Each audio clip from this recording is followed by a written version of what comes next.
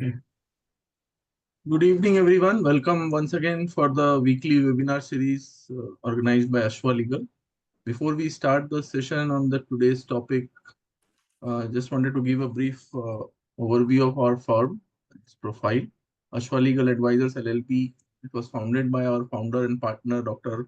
CA Advocate Avinash Poddar and Advocate CA Achal Poddarji, and other partners being Shailin Doshi, CA Ashu Dalmiaji, CA Sefali Girdhirwal, CA Vishal Poddar, myself, Advocate IP Pramod Dokania, Advocate Amish Desai, and Advocate Avdesh Sharma. We are a national level boutique law firm specializing in providing comprehensive legal assistance and litigation support across a broad spectrum of practice areas.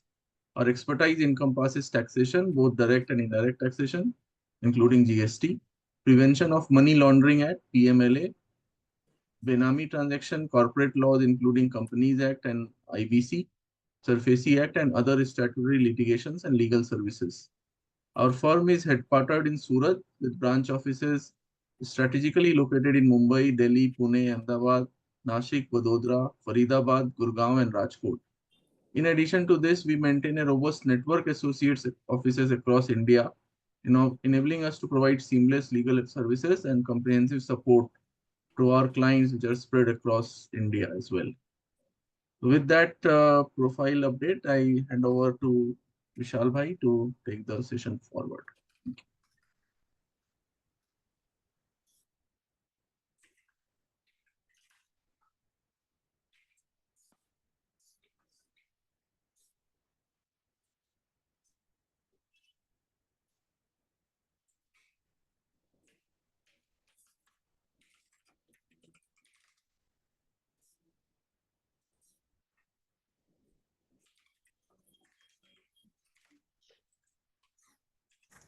विशाल आप mute हो।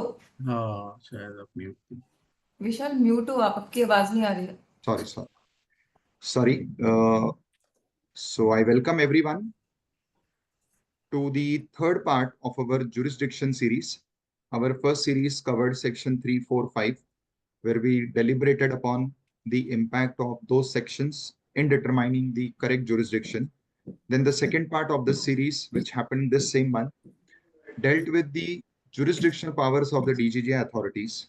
And today we are with the third part of the series, which deals with the cross empowerment provisions.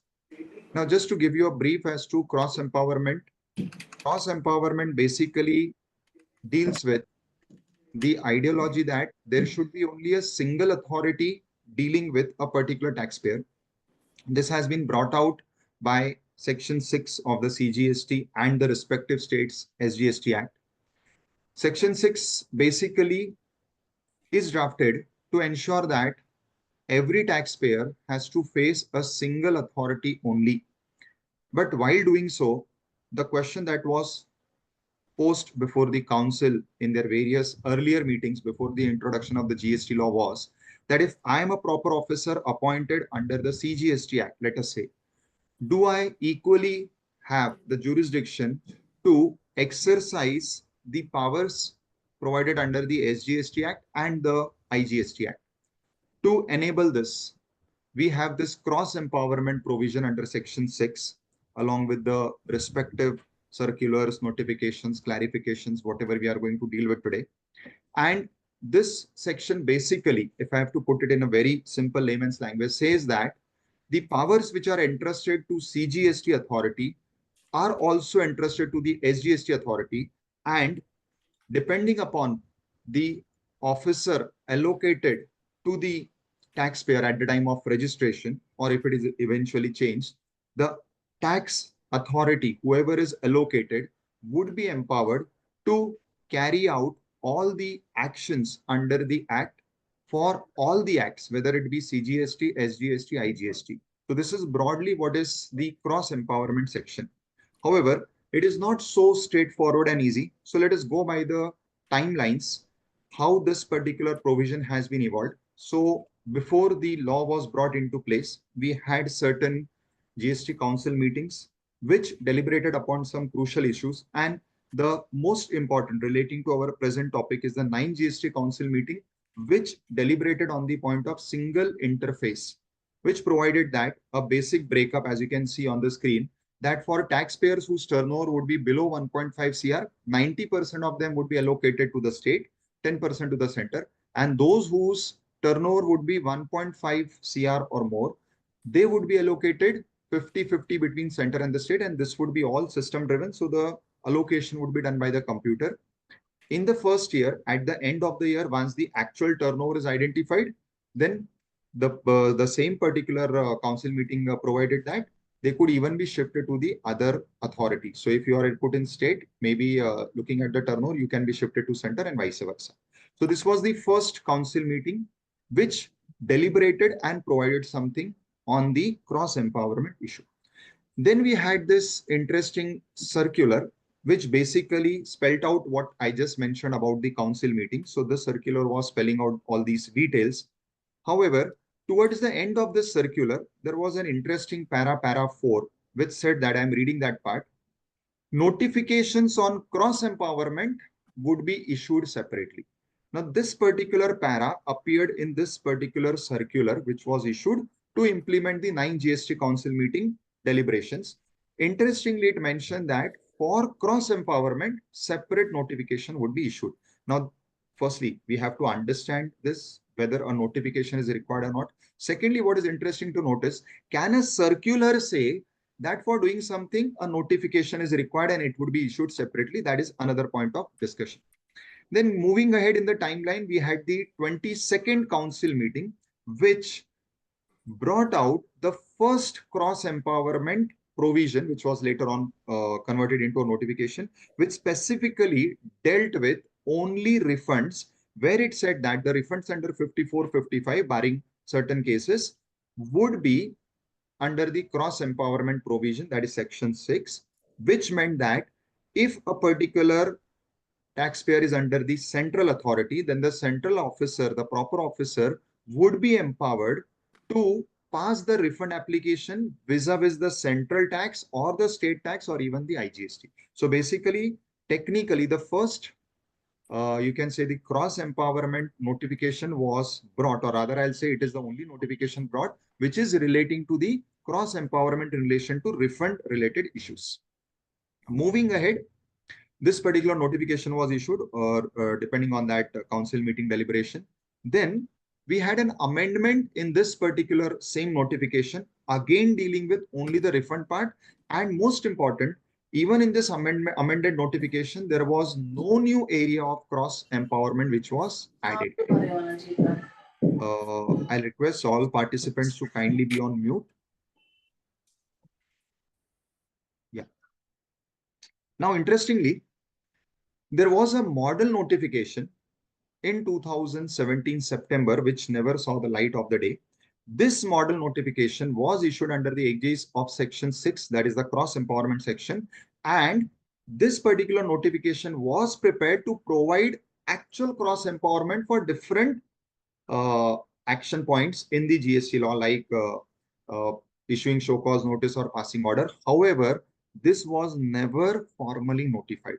So today, as on this date when we stand, we only have one proper notified point on the cross empowerment, that is relating only to section 54 and 55 refund. Shefali ji, would you like to add anything in relation to the timeline aspect? Ma'am, you're on mute. So CBIC, in one of their circular, they themselves took a stand that there is no requirement of any specific notification to notify this cross empowerment, but they themselves issued a notification for a particular part of it. So their stand was there is no requirement, because in section 6 it is specifically mentioned, then they can do the adjudication for each other, proceedings for each other. And although it's written that procedures required to be laid down, but they took a stand that notification is required only when they want to put some restriction on condition. And if there is no restriction is required to be put onto it, then there is no requirement of the notification itself. So through this, entire walkthrough of the GST Council meets, what we can understand that there were two important parts. First of all, the GST Council should recommend it, and then they should issue a notification. So for that particular part, they said there is no requirement for the issuance of notification. That was the stand of CBIC. But if we see the different minutes of these GST Council meetings, the thing is the issue of cross empowerment was discussed and was taken up by them, and it is also included in the minutes of different GST Council meetings.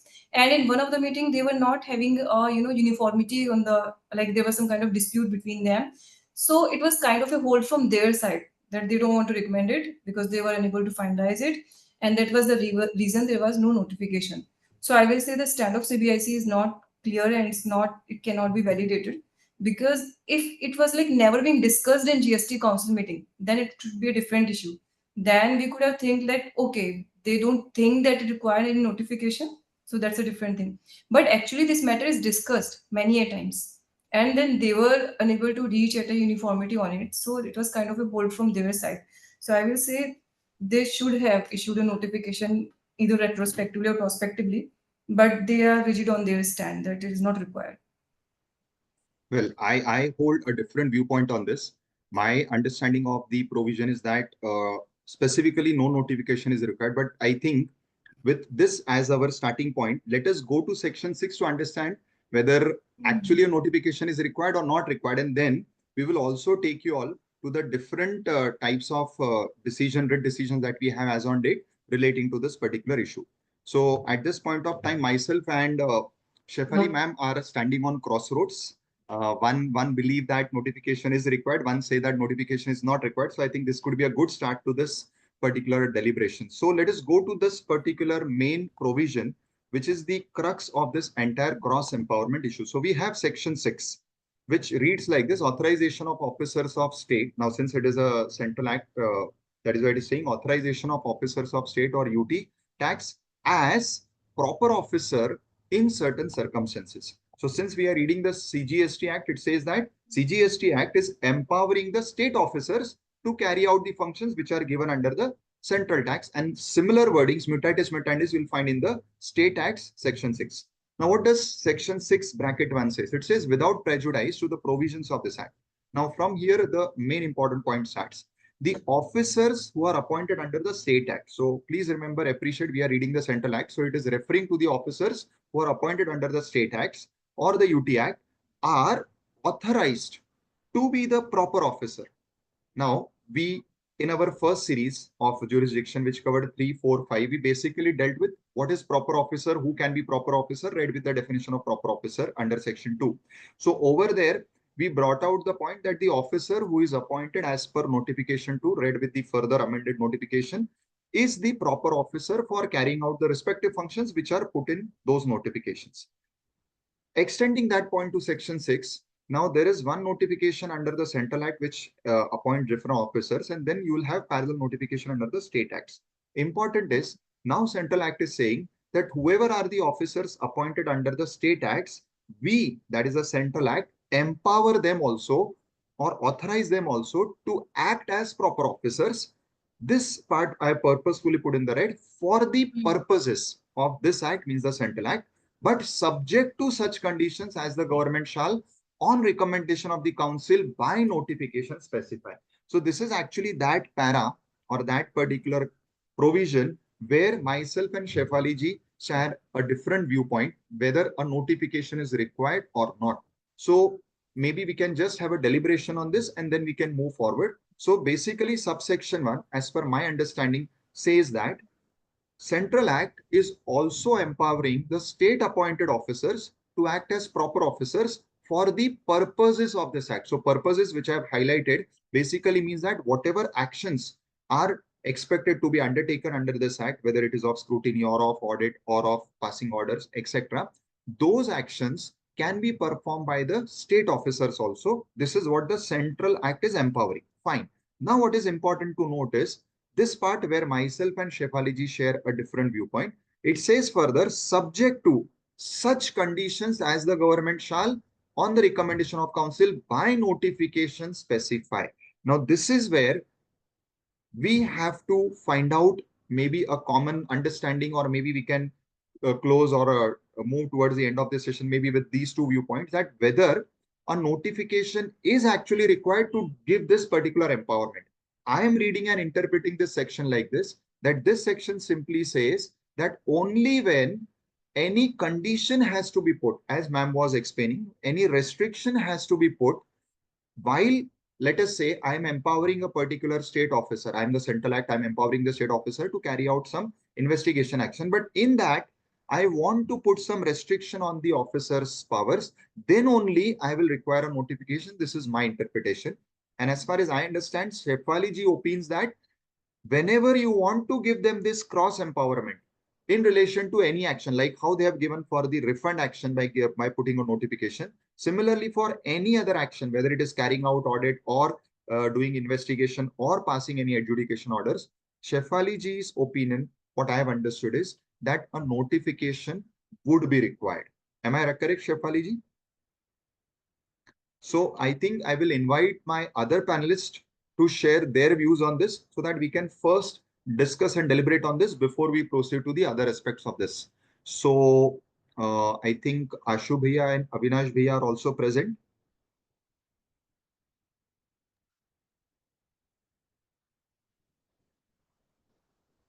Ashu bhai, you share.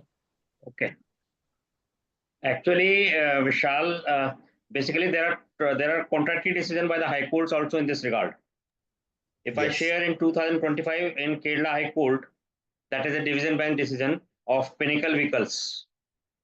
They have held the same view you are taken. What they have told, notification is not required. Notification is required if some conditions has to be put into it. That is the recent Kerala High Court judgment. They have considered the Madras High Court judgment, which is the same thing with the Shefali saying, is of TVL Vardhan infrastructure. That judgment is saying notification, specific notification is required. So dispute is there is no doubt about it. There is no doubt about it.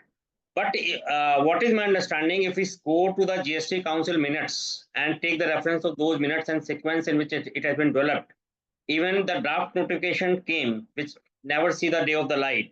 If we see the intent of the law, how it have been drafted, the purpose was there should be some specific conditions, some specific parameters under which this cross empowerment should be done. But what happened, because of certain reasons, that never happened. And because of that thing, and because of exercising the power, even the DGJ put the circular, no notification is required. I think in 2020 they have brought in notification. There is no condition required. There is no notification required for the cross empowerment. So what I understood, there are two points in my deliberation. Number one, if I see the scheme of the GST Council minutes and the history of this legislation, the purpose of this section 6 was the cross empowerment has to be done, but it has to be done within certain parameters. It cannot be open-ended, as of right now it is happening, because everyone is looking at who is a good customer. Good customer means who can be giving the good revenue to the government. Everyone is hunting for that, because it has open-ended. But if you see the scheme of the law, the purpose was to define it, to set certain parameters, and then give the powers based on investigation on certain other things to both the officers of the state and to the central. But the set point is that as of now, the courts, CBIC, DGIGI are pushing the point. There is no requirement of the notification, and things are going in that way. But if you see if you ask for my opinion and an independent way, notifications and conditions should be there to implement Section 6. That I feel. And there is another part of the cross empowerment. If we are discussing only the state and central. What is happening? There are multiple authorities within the center itself. One, the central authority, my adjudication officer, adjudicate me, and they find the assessee is good. DGI is coming in immediately after that. This is practically happening on day or day night. So the question today in Section 6 is the cross empowerment between central and state.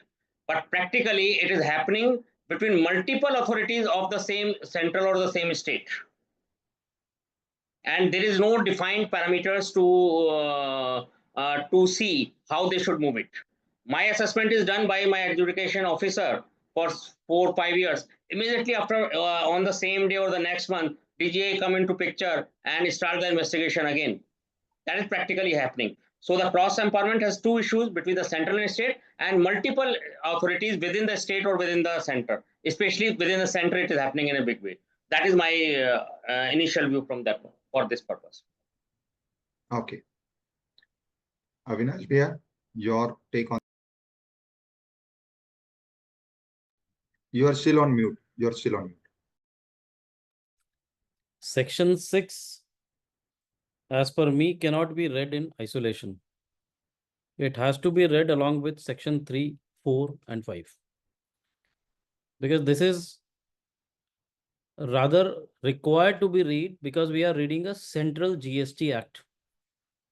And these are the provisions under the CGST or the Central GST Act. And therefore, the officers who are defined in section 3 under the CGST Act only can have jurisdiction when it comes to Central GST registered taxpayers. Meaning thereby, the taxpayers who are falling within the jurisdiction of Central Tax Authority. As you rightly mentioned, that 1.5 crores, 90%, and one higher than that, 50-50 or whatever was the figure. The point is, a person, the question, when this question will arise when a person is not falling within the central authority and the state authority takes action. Then this question is going to arise. And that was the point of discussion in the night GST Council meeting also, wherein they said that if there is an intelligence by a, let's say, a state officer, and the person is falling into the central wing or is falling within the jurisdiction of central authority, then shall the state authority pass on that intelligence, or he independently can take an action? So therefore, the discussion was initiated and it was rested, I would say, and reached to a conclusion only in cases where there is intelligence-based enforcement action. It was not in regular course, as per my understanding. For the regular adjudication, for regular 71, all those situations, no. The cross empowerment was never allowed. Rather, it is not allowed. But when it comes to intelligence-based enforcements, when it comes to intelligence-based enforcement actions, then the cross empowerment was bound to be allowed, because now you cannot put a restriction of the territory or the jurisdiction, saying that nahi, state wala bhi nahi ja sakta hai kyunki central authority hai. That was not permissible, and therefore, for this limited purpose, the cross empowerment was allowed under GST, and this somehow encroached on the concept of GST of dual jurisdiction. Otherwise, agar aisa nahi hota, tab then what was the point in having a jurisdiction that you are falling into a state, what you are falling into the center? That there was no point at all. It becomes redundant. But since they have done it very cautiously, I am of the belief that any officer who is falling under section 3 only has the jurisdiction for CGST actions, or the registered persons who are falling within the jurisdiction of CGST.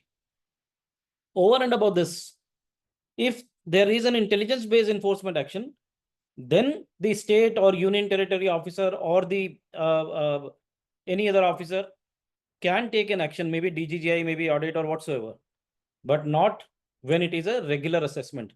Because regular assessment, if done by someone else who is not within or who is not having the jurisdiction, that will become questionable, और फिर वो तो rat race हो जाएगी. Centre वाला बोलेगा मैं आपके पास जाऊंगा, तो स्टेट वाला बोलेगा मैं क्यों पीछे रहूंगा, मैं भी आपके पास उधर जाऊंगा. So that is not permissible. Therefore, I am of a belief that section 6(1) has to be read in that context. एक common saying होती है ageisdom generis, that similar words has to be read in similar, or it take the color and shape of the similar shape. When we say red, comma yellow, comma green, and any other colors, so that may take the shape of the colors. But here that may not be relied upon. But yes, to some extent, unless we read 3, 4, and 5, we will not be able to interpret, as per me, section 6, because section 6 has a limited scope, which is unfortunately, as Ashu bhai rightly said, unfortunately इसको इतना expand कर दिया है कि लोगों को ये लगता है कि हम कुछ भी कर सकते हैं. अगर ऐसा होता, government was cautious, and if I borrow the argument of Vishal bhai, then that notification of refund also was not required. Why they came out with that notification of refund? Because there was issues. What was happening in the initial, because I am sitting at Surat in Gujarat, there is a big situation of inverted duty refund. So जब हमने refund file किया तो central was confused कि वो state वाला refund कौन pass करेगा, whether it will go to the state, another application has to be filed, or we will have to transfer, or we'll have to take their sanction. Then it came, as per my understanding, then it came that no, if the application is there in the central can pass the order for state also, and therefore specific empowerment was given to them by way of a notification. Now let us read from that perspective subsection 1 again. It says, without prejudice to the above to the provisions of this act. This clarifies that 3, 4, 5 have to be read, because it is saying that no prejudice can be caused to 3, 4, and 5. Without prejudice to the provisions of this act, the officers appointed under the state GST or union GST are authorized to be proper officer for the purposes of this act, meaning thereby otherwise they are not empowered. Till this comma, they are not empowered. State GST or UT GST officers are not empowered for the purposes of, or empowered to take any action for the purposes of this act, which is CGST. But then it is expanded to them, subject to such conditions. Now they will be authorizing, but subject to certain conditions, as the government shall, on the recommendations of the council, stop. Now, subject to conditions means that there can be a condition which may be a different condition than the condition which is applicable for the CGST officers. But that doesn't mean, or we cannot interpret in this way, कि नहीं, अगर सब conditions नहीं लिखा है, general लिखा है, तो they have all the powers. They can take any action because there is no condition and therefore no notification is required. No. Simple है sir. विशाल भाई, Ashu ji, Shefali ma'am, I am of the view कि sir मेरे घर में entry देने के लिए मुझसे आपको वीजा तो लेना पड़ेगा, and that visa is that notification, accept in one case, that is intelligence based enforcement action. वहां वीजा नहीं चाहिए, बट जहां पे एडमिनिस्ट्रेटिव एक्शन है, जहां पे jurisdiction lies to the central authority and that administration action is being taken away by the state authorities, a notification is required, and exactly that was the refund notification, because that was an administrative action. So therefore, for administrative actions, a notification, as per me, as per my limited understanding, is mandatory. For investigative action, no notification is required. And henceforth, I would say and submit that any action which is being taken, which falls within the purview of the administrative action, unless supported by a notification, is bad in law if the state authorities are encroaching into the jurisdiction of a taxpayer who is falling within the jurisdiction or administration jurisdiction of the central authority. This is what I understand. Great. There are two inputs from my side, rather one input, one question. When I read this section for the first time, my understanding of this section is that as we saw that particular GST Council meeting, which eventually converted into that clarification of below 1.5 CR and above 1.5 CR category assessees, basically I understood this particular provision in the sense that whenever I am a state officer and I am taking any action on the particular taxpayer who is allotted to me under section 345. Which action? Which action? All the actions, let us No. say 73, 74, 75, but he's allotted to me under as per that particular circular. So he's allotted to me. So I'm now the proper officer under section 3. Correct? Correct. Now, I understand that this particular provision basically says that whenever I'll be assessing that particular person's taxes, it will include a C component also and S component also. Though I am an officer of S, I will also be empowered to assess his C component. Correct. This is, I think, the basic crux of subsection 1. If even I'm a state officer, and as you pointed out, when the section starts without prejudice to the provisions of this act, means considering 345. So firstly, I am a proper officer as per 345, where I am allotted this particular person under me. I'm the jurisdiction officer of this particular person, but I'm a state officer. Now, when I'm going to assess this particular person's records, there would be also a tax which is belonging to center, and there would be also a tax which is IGST. So this particular section empowers me to even assess those taxes for which the particular taxpayer need not go to the central authority. This, I think, is the main crux of subsection 1. Here, a state officer can also assess the central taxes and the IGST taxes if that particular taxpayer is allotted to the state officer and vice versa. Where does this come from? From the orders which are being passed. Sorry? This is coming from the orders which are being passed by the Refer authorities, section right? 6.2 for this purpose, Vishal. Specifically, that Yeah. is there. Correct. So we are coming to section 2 also for this. 6.2a. Yes. What you are saying, that is specifically mentioned in 6.2a. Correct. For that purpose, 6.1 is not required, what I feel. Yes. Exactly. But then the point Well, is, even otherwise, what I would appreciate what you are saying, and that may be one of the interpretation ways. Then I'll counter this in 2 ways. One, then the refund that refund notification was not required. That ought to have some purpose. Number 1. Number 2 is, we are talking about actions. That action can never be administrative action. It always has to be the investigative action.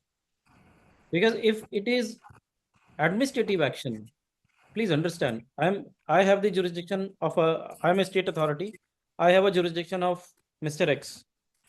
I pass an order for Mr. X as an administrative officer because I have the capacity of the administrator, and therefore for CGST also, just to refrain him or just to save him from getting harassed and going to an interpretation which may be a different interpretation of a different officer, I am also deciding for the central GST. But put it in a different perspective. Can a central GST officer decide under section 73 or 74 for a person who is falling within the state authority because of section 6.1? The answer is no. definitely no. So therefore, the argument goes. Therefore, that argument goes that since I am deciding for the CGST component or IGST component also, I get a clean chit that no, being a state officer also, I can enter into the or encroach into the CGST. No, if I am falling into the CGST jurisdiction, then the state authority in no circumstance, unless by way of a notification is authorized in a specific situations, can pass an order under section 73 or 74 as my administrative officer. So this is how I will read. Exactly. So I'm agreeing to that. So that's what I said. When we start with the first part, without prejudice, it means I should be first the allotted officer under 345. So that particular taxpayer falls under me, and then I am having the power. So this is one point. Second important point, which I have a question to all panelists. What we just discussed, that if it is an intelligence-based action, then no notification or no such cross empowerment works, correct? Now the main question is, all these harassment what we are facing is basically happening because of the interpretation, according to me, of what is intelligence-based action. So is there any qualification or is there any criteria to decide what will fit in the intelligence-based action? Sorry, मेरा थोड़ा network चला गया था. Sorry. Now, we discussed and we concluded that when it is an intelligence-based action, then this cross-empowerment will not work. Means they will, in fact, that will be the case where both the authorities will be having the power to adjudicate. Correct? That is 6 Now, to be. I believe all this mess which has happened today, or which is where what we all are facing, is basically because I think of the misinterpretation of the word intelligence-based.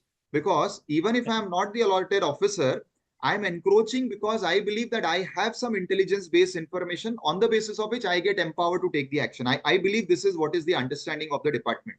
So my question over here, or my most moot question to be discussed over here, is what is the criteria to decide what is an intelligence-based action? Is there any qualification that we can tick that these boxes, okay, when this will happen, then we can say that this is intelligence-based, and even the other authority will then have the power to take action.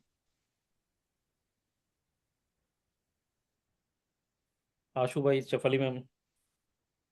Vishalji, I have a very limited view on this. First of all, this particular term is not defined in the law or Exactly. anywhere. Right. So what we can do, we can only try to understand it through some examples. So if there is a jurisdiction officer and he is just looking into your returns, your data, and in those data he found some kind of discrepancy. I think any action taken based on those discrepancy cannot be intelligence based. But Correct. like due to some say DGI proceeding or some kind of search or even search, I don't know it's intelligence based or not. Because unless and until I am having some data from a third party, which was not in my Exactly. access, in my rights. So whatever information an officer was having in his portal login or whatever his like through his sources.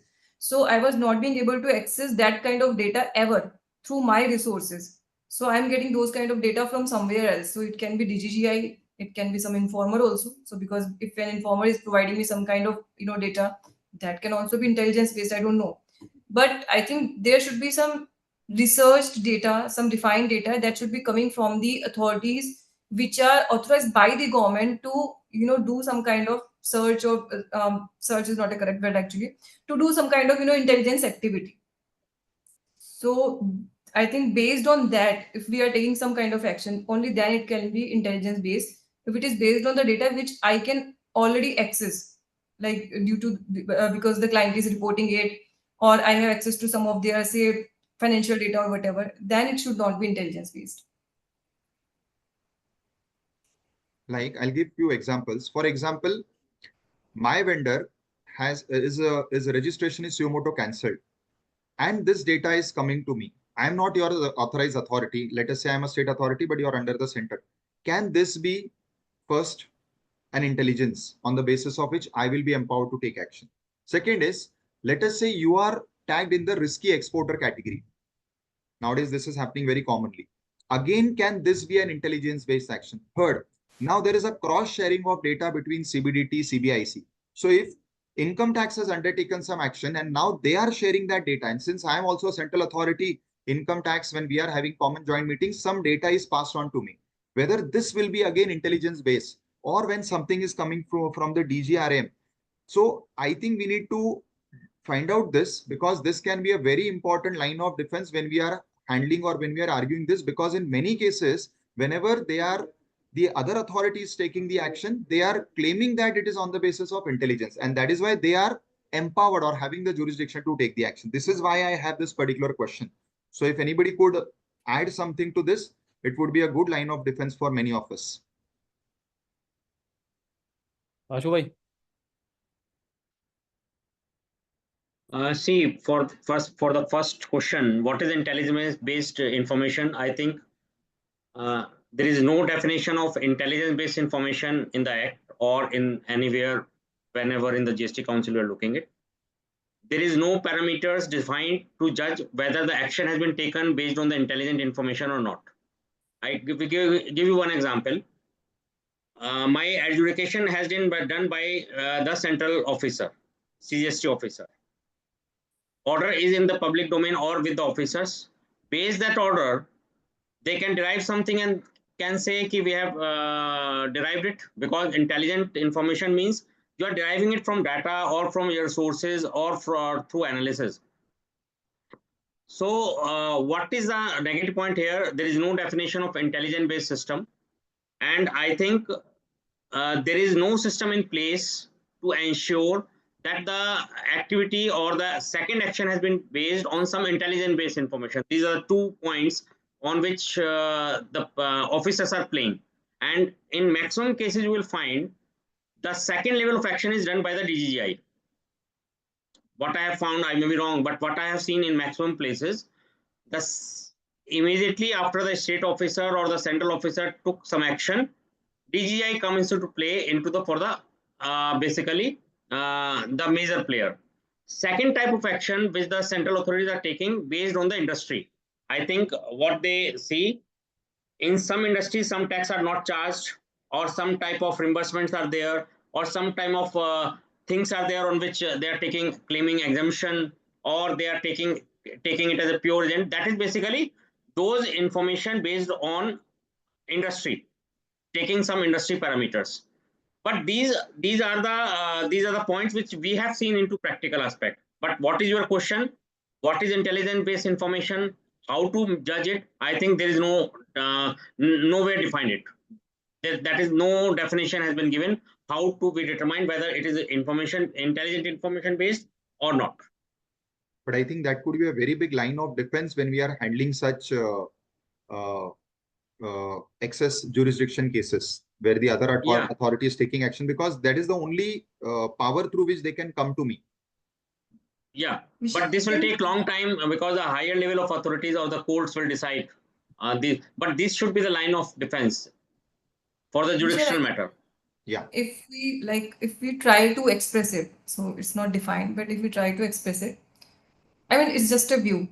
Something which could have come out during the normal course of activities like audit. If something is coming out of an audit or assessment or scrutiny, so what I believe that these are the routine processes of the department which are given like under the CGST Act itself. So in those cases, none of them can be considered as a intelligence based. Now the department or say the DGRAM, they have some kind of data mining softwares, then they have some kind of AI based softwares, or there can be some journal research and understanding from their side also. So when it is coming with like all of those information with the proper research, only in that case we can say it is intelligence based. So at least I can say if a person is sitting in the department and doing the routine work, whether it's of audit or assessment or scrutiny, so in any of those cases I don't think there can be any intelligence based information. So it should be at least out of the preview of these routine things. Yes, Avinash Bhaiya.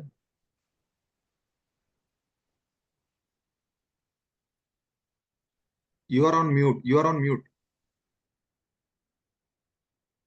I agree with what Shefali ji has said and Shubha has said, but I have a slightly different perspective of looking to this. And the perspective is like this. See, what is intelligence? Intelligence is nothing but something which is not apparent. And you are dragging that, or you are trying to enlarge that, that's something which is not apparently visible. That is intelligence. That you have an information which is supported by certain evidences, and those evidences by way of certain application of mind is converted into an intelligence, and that intelligence gets converted into an action, which is an action under section 67 clause 2. I'm not talking about 67 clause 1, because 67 clause 1 is nothing but an inspection, but clause 2 is real search. And therefore when a search action is conducted or taken on the basis of certain material and which is valid in GST law, because section 67(2) under GST law is very clear. आपको audit में कोई difference मिला, उसके लिए search नहीं हो सकता. आपके रिटर्न फाइल नहीं किए, आपके रिटर्न में कोई डिफरेंस था, आपने कोई क्रेडिट क्लेम कर लिया, उसके लिए सर्च नहीं हो सकता. Unfortunately, they are taking such actions, but those search cannot be sustained under GST as per my limited understanding. Reason being, the search under section 67(2) is based on only two parameters. One is that there are certain books, documents, or things which are secreted, or the goods are there which are liable for confiscation, meaning thereby unrecorded goods पड़े हैं जो liable for confiscation under section 130 में, then the search action is justifiable. Or there are certain books or documents or things which are lying or secreted at some place which has the effect of getting a tax evasion highlighted, then only that action can be treated as an intelligence based action, because there is a substance which is required or an information which is culminating into a intelligence by way of the application of mind and the evidences. So my understanding, my limited understanding is that number one, this is only a letter, a proposal. It is not also a circular.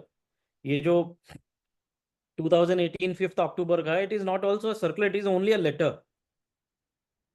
And I have taken an order from Gujarat High Court in Bhavani Textiles and Ambika Creations on the basis of this.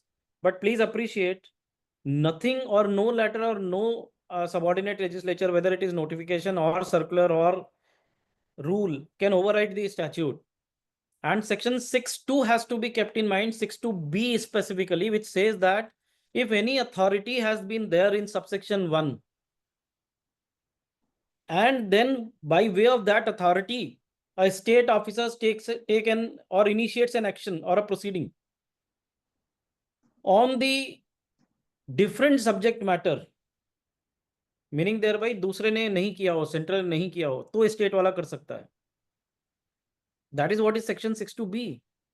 So intelligence based enforcement action is one, which I'm 100% agreeing with Shefali ma'am and Ashu bhai and Vishal bhai, that in normal circumstance, any action cannot be taken as or concluded as an intelligence based action.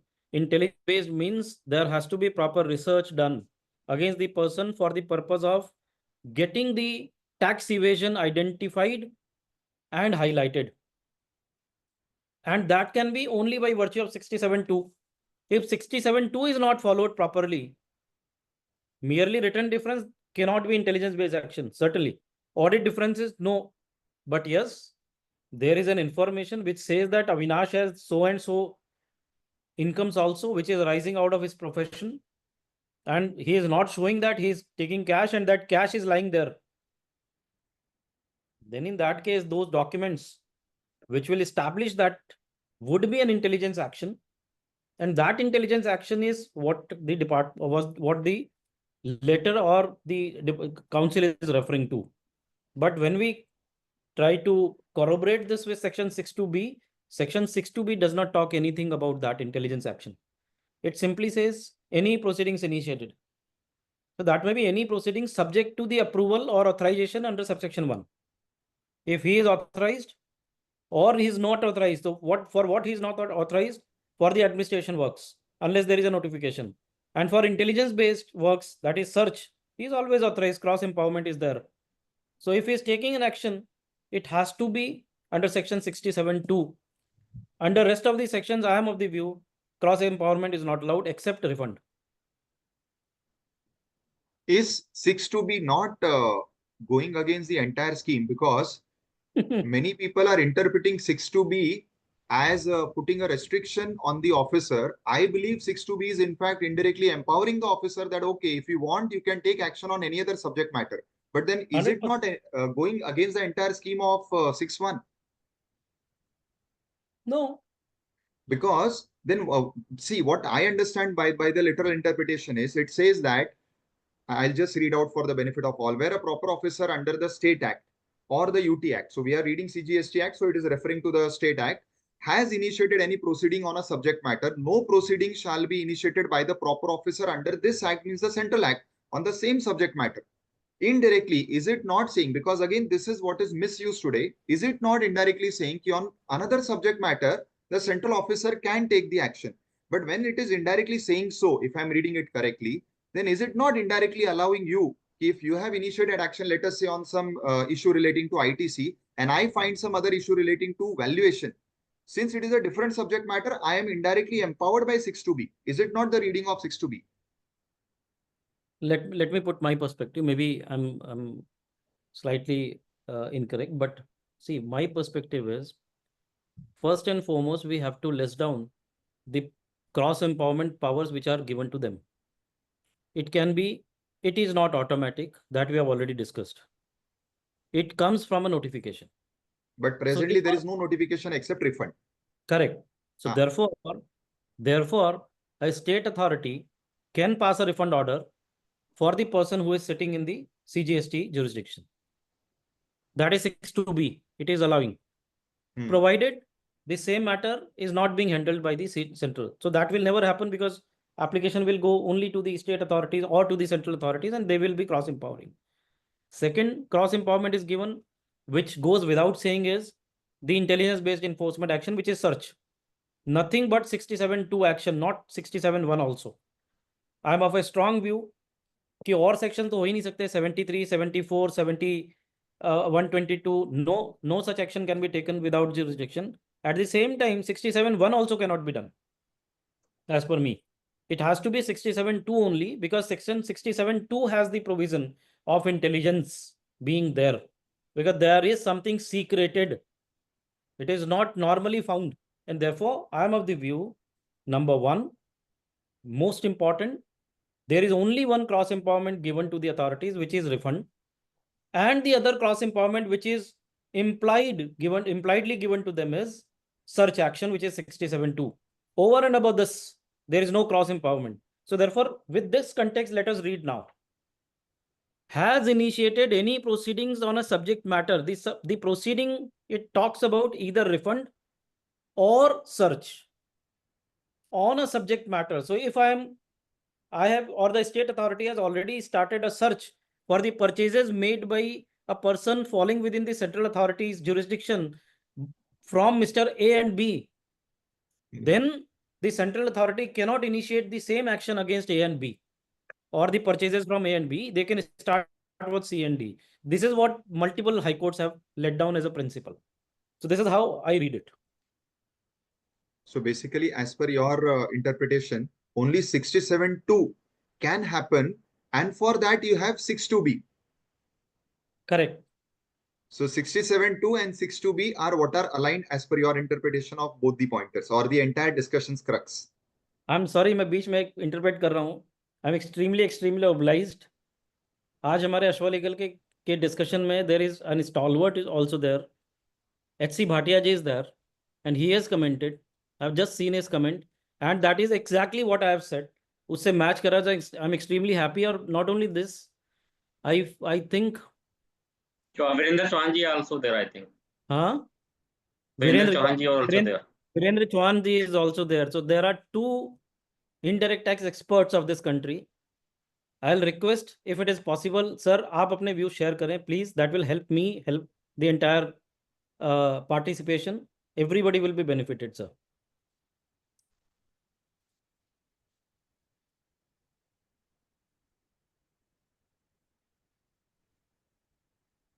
If we can, they are unmuted, no? Yeah, they can unmute themselves, but if you want, I can unmute Virendra them. sir, Bhatia sir, will be obliged, sir, अगर आप कुछ भी share करें तो. हाँ, नहीं Monday को file Yeah, कर please, देना, sir. गाड़ी में है. हेलो सर हाँ, गाड़ी sir. में अभी. जी सर. हेलो. जी सर, आवाज आ रही है सर. हाँ जी सर, मैं तो बहुत छोटी सी, मेरे बड़ा ही अल्प ज्ञान होता है मेरे को. मैंने एक वो भेज दिया है चैट के अंदर ही, मैसेज मेरे ख्याल भेजा है मैंने, चौहान साहब ने भी देखा है मेरे ख्याल से. मैं तो जी. सिंपली इतनी सी बात कहता हूँ, simply stated that information which is based on investigation or based on analysis of data, simply stated that can be called intelligence based action or data. Right, sir. Right, absolutely. Thank you so much, sir. Yes, Vishal bhai, you can take it ahead. Yeah. So, and I think then subsection 3 is simple, that if some order is passed by a state authority, it can be revised by the same authority. The other authority cannot revise or rectify that. Vishal bhai, just Virendra sir saying I am muted. I think he want to come in. If हाँ, you can Virendra unmute sir, him. He can unmute. Still, I'll unmute him. 1 second.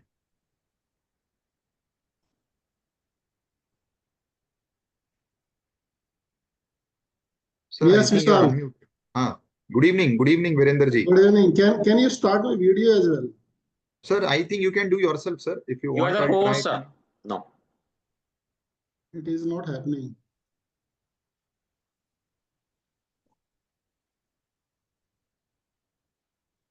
Okay, I'll discuss without it for only a couple of minutes. Are you able to hear me? Yes, sir. Yeah. Yes, sir. You see, we are discussing very good topic nowadays across India, all professionals and businesses are facing.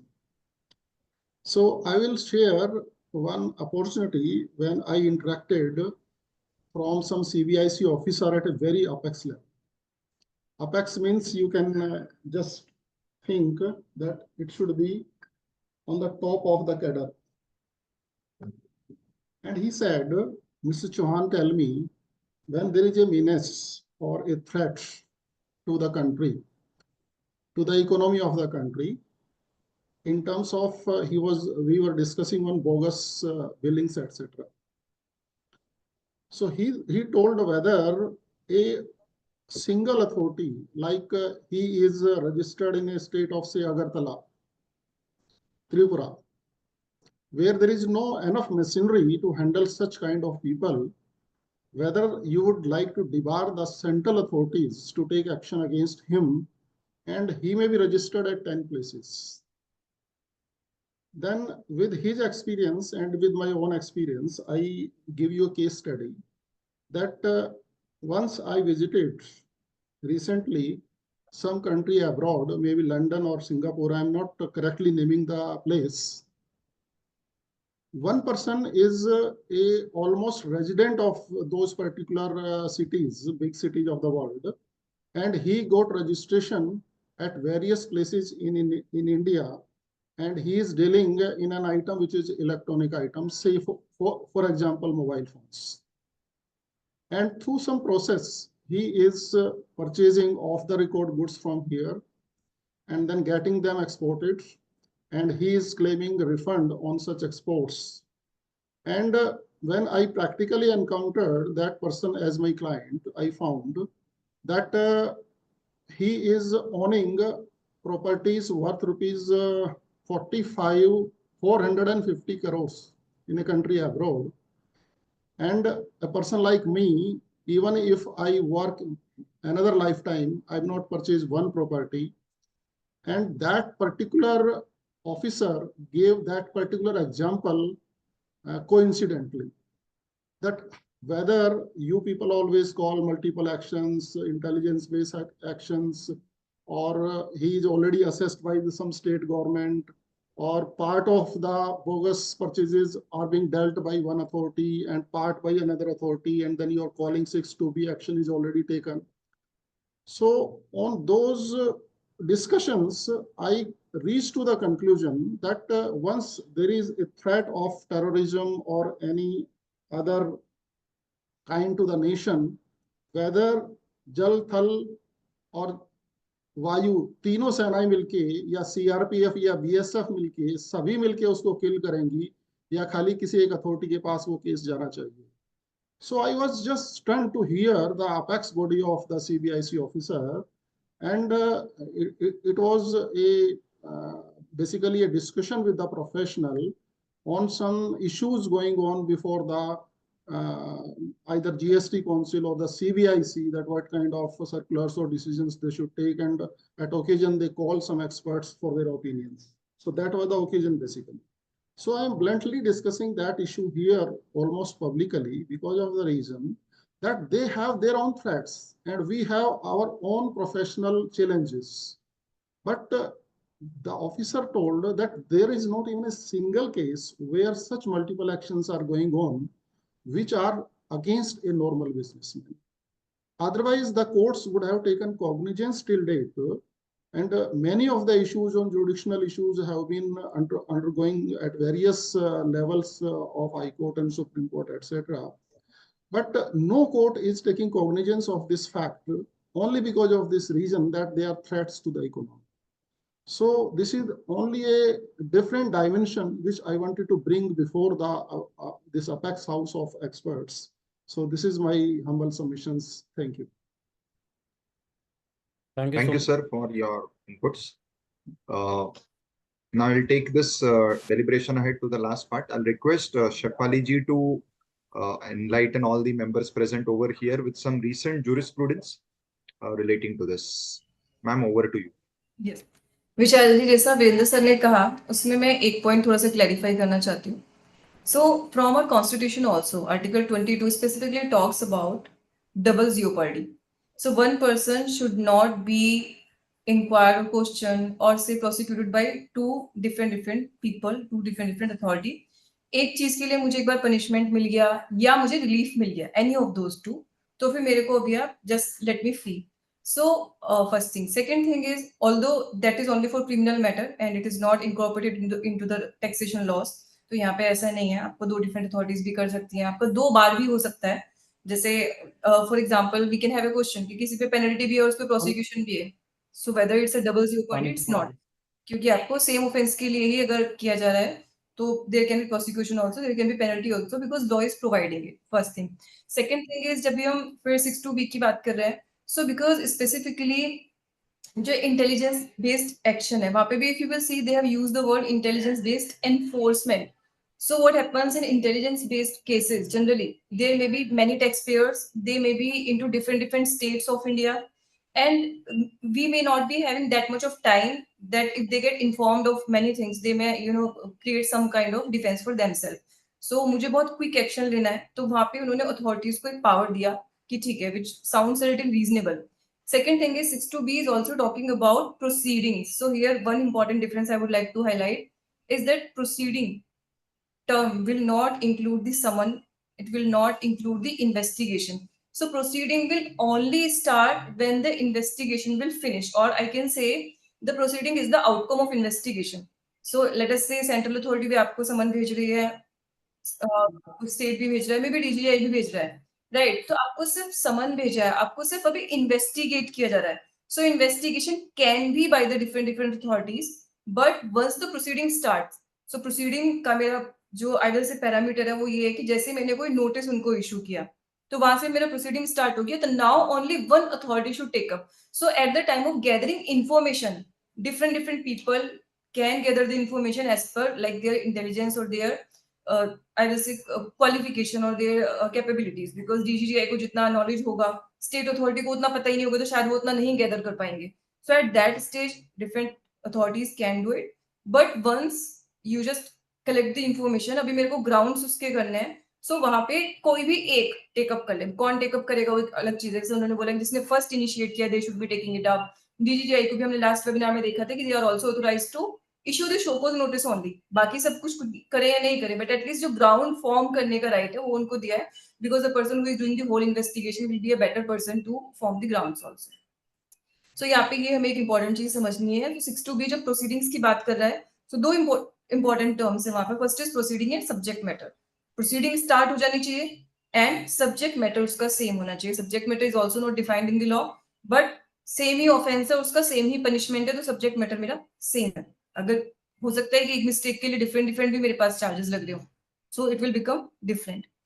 Now अब कुछ एक just if I can add one thing, विशाल भाई, if you permit. Virendra sir ने जो बोला उसमें just मैं एक पर्सपेक्टिव ऐड कर रहा हूँ, because that was a beautiful dimension, but that dimension was from the apex authority of a maybe central board or the state authority, whosoever he is. See, we have to appreciate one thing, that we all are creatures of the statute, whether it is the statutory authority, because that is also falling within section 3, statute creation किया हुआ है उसको. हम अगर registration लेते हैं section 25 में, तो हम भी क्रिएशंस ऑफ द स्टैट्यूट है, क्रिएचर ऑफ द स्टैट्यूट है. So we are bound by the statute.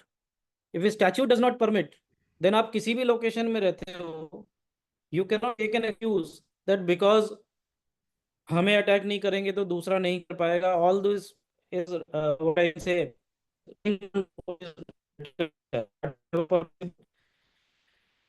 hardly more than, if not less than, at least 100 cases wherein genuine large corporate houses are facing multiple actions by multiple authorities on the same subject matter. right. So it is not a case that only bogus people are attacked by the department. It's absolutely wrong comment by that authority, a biased comment which is going against the. So therefore, I can give hundreds of the example wherein the large corporate houses, the SMEs are facing such issues who are absolutely genuine. There is not even a single rupee purchase which can be said to be a dubious purchase, but they are harassed by not only the central authorities, state authorities, but by DGGI also. So therefore, let us not go into that. And last one more point, Shefali ma'am, I'll slightly differentiate or rather disagree with your take on the Article 22. See, certainly for an offense, 2 punishments cannot be given, but in tax laws also that is applicable, and therefore no double taxation is permissible. So एक transaction पे 2 punishments नहीं हो सकती, इसी तरीके एक action पे 2 punishment नहीं हो सकती, इसी तरीके से एक ट्रांजेक्शन पे 2 टैक्स नहीं लग सकते. So double jeopardy is equally applicable in tax laws also. Got it. Ma'am, you will take Ji. ahead with the I cases. think jurisprudence, because we are running short. हाँ, Time विशाल आप फिर judgement वाली slides पे you can. ये topic इतना interesting है. Scroll to there. This topic is so interesting that we can discuss for hours. So Yes. in the light of different judgments, अभी हम लोग ने we have compiled some of the judgments. मतलब हमारा तो एक डिस्कशन था ही, बट कोर्स ने ऑलरेडी भी कुछ चीजें डिसाइड कर रखी हैं और उन पे उनके ऑब्जर्वेशन है, तो we can go through that. So first of all, whether notification is compulsory, और ये question we are discussing since the starting of this particular webinar.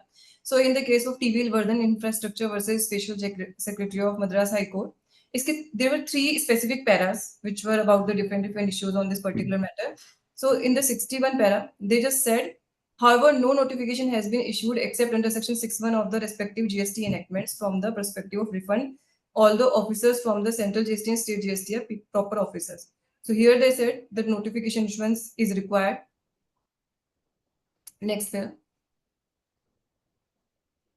In this particular para, they have said that because notification आपने issue नहीं किया है, the impugn proceedings are liable to be inferred in this writ petition. So they said कि first they said that notification issuance is required. Second, नहीं किया है, so cross empowerment is not existing in GST. Next, complete.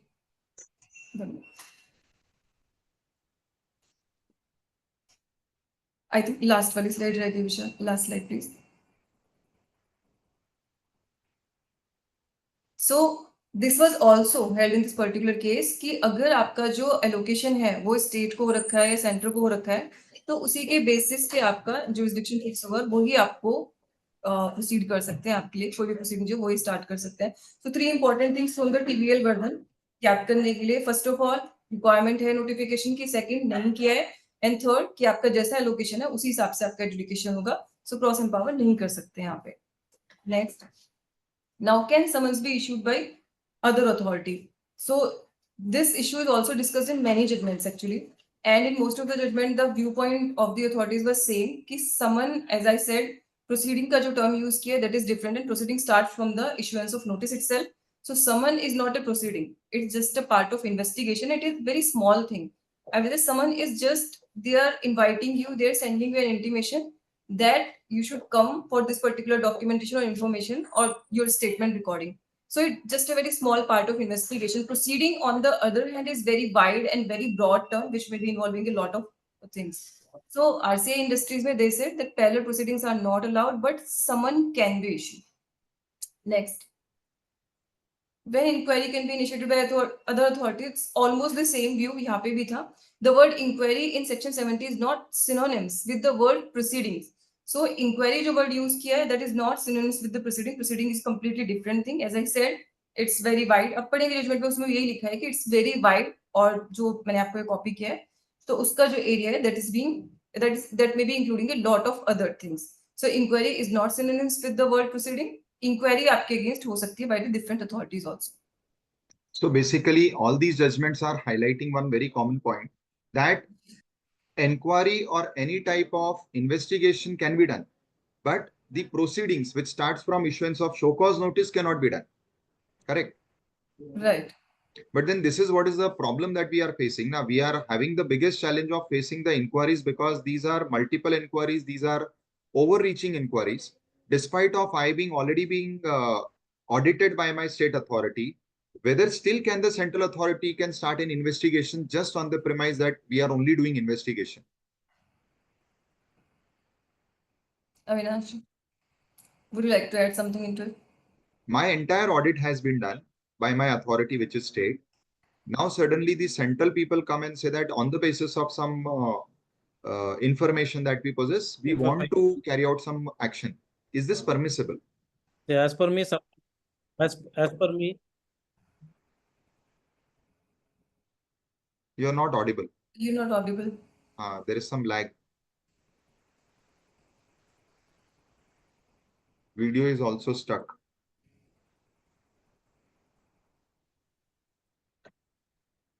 Give me a minute. Yeah. Am I audible now? Yes, sir. Am I audible now? You are Yes, audible.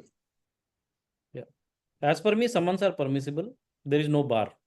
I don't. I'm not aware about the context of this particular judgment, But one thing is very clear, summon is certainly a proceeding, and rather to gather the intelligence also, or to investigate also, summons can be issued.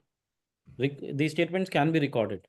So therefore, if there is an inquiry or an investigation going on for a third party, and the departmental authorities understand that yes, your statement is valid, and therefore, even if he does not have the jurisdiction on you, he can certainly issue a summon. So, but he cannot start the proceedings by way of issuing a summon. See, there are two different things. If a proceeding is to be started against me, it has to be an intelligence-based action. So for that, he cannot summon me and ask for that intelligence. He must possess the intelligence and then he can start the proceedings. But second situation wherein an inquiry is going on against Mr. X, and he has the reason to believe that yes, Mr. Avinash has in possession of certain information or certain important document, then he can certainly summon me, even if we do not have the jurisdiction. भले अविनाश का central GST में है, but state can certainly issue a summon to me. This is what I understand. Okay. Next. So what is same subject matter proceeding? Which I already explained. यहाँ पे उन्होंने बोला था means any proceeding on the same, first of all, cause of action and the same dispute. So two important terms are there for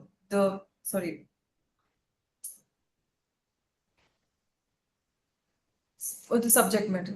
I totally lost it. Yes, so for the subject matter, like there are some judgments of the CRPC Act also, and there they said the bundle of facts should be same, and the relief what you are seeking, it should also be same. So if we translate it into GST, so in GST also it's not defined in CRPC also. So they just translated those judgments into the GST in this particular judgment only, GK trading, and there they said that there should be the same cause of action and they should be the same dispute. So if cause of action is different, it will be different. If the dispute is different, then also it will be different. Whether investigation can be conducted by other authorities, so we already had some judgments on it. So term proceeding has a larger scope. That was what I was telling earlier. In this particular judgment, they have said the term proceeding have a larger scope than the term investigation. It is not merely a process of collection of evidence. So when we talk about the investigation, it's only a process of collecting the different evidences, right? But proceeding is much more than that. It includes only those actions that may result in a decision. So in nature of show cause notice or order. All other interim steps leading to such events are merely inquiries, investigations, etc. So what we can say, the end of inquiry or investigation is that starts with the proceeding, like forming the ground, sending the notice, finalizing the observation, whatever evidences you have collected through it. So investigation end and then proceeding will start. Next.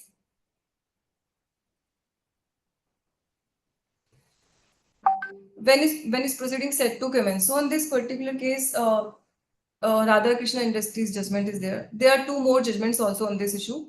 So RK and one other judgment are on the same lines. Then there is another judgment of an advanced ruling authority. So when it came to the advanced ruling, actually their thought process changed in that particular case. So in Radha Krishna, they said the proceeding commenced from the issuance of a show cause notice and concludes upon the passing of an order. Right. So again, now we are again differentiating between the investigation and proceeding. So proceeding will start from the issuance of show cause notice itself, and it will end at the order. It will conclude. Then whether the initiation of inquiry or investigation bars obtaining advance ruling. So in case of SRICO projects, Telangana High Court said the same thing. What we are believing since like we are reading all of these judgments. So it says that inquiry or investigation cannot bar someone from obtaining a ruling from authority of advance ruling. So in this judgment, they were in the line with the other judgments, but in a next judgment, which is not a judgment, actually it's a ruling of advance ruling authority itself, they said if any kind of proceedings, whether it's investigation, whether it's any intelligence based proceeding or like whatever, even if investigation is started against any person, then you cannot seek an advance ruling because according to them, it will be the pendency of proceeding. So now their thought process changed because in this particular case, they were going to seek the advance ruling and they thought that if some proceeding is started, then you cannot go to the advance ruling, although it's not having very Precedential value. magnificent value because it's just an advance ruling authorities. judgment. So now, like one of our listener was requesting to summarize the whole thing. So we started from the sections of cross empowerment, which Vishalji told us. So 3-4 things, and Avinash ji के input उसमें, and Ashu ji के inputs and Vishal ji के inputs, वो सारे के सारे मिला के. Now, can we take the questions first, if there is any question? Ma'am, there are no questions. There are only inputs. So I think we can summarize the session. Okay. Okay, so we started from the first and the basic question, whether cross empowerment in GST is like made eligible by the CBIC itself. So the first question was whether there is a requirement of a notification. So section 6, subsection 1, the particular part of that section, which was saying that they can take the proceedings for the taxpayers of the other authority, but there should be a notification. Uski jo conditions are subject to them. So the question was if there is written that it will be subject to the conditions as advised or as recommended by the GST Council. So in that case, if the law is saying it will be subject to those conditions, and if there is no condition prescribed, so no notification is issued. So whether we can assume that all of the rights are given to them because there is no condition. So not giving a procedure, not giving a condition means there is no condition, or it means that the right itself is not given. So that was the basic question for that.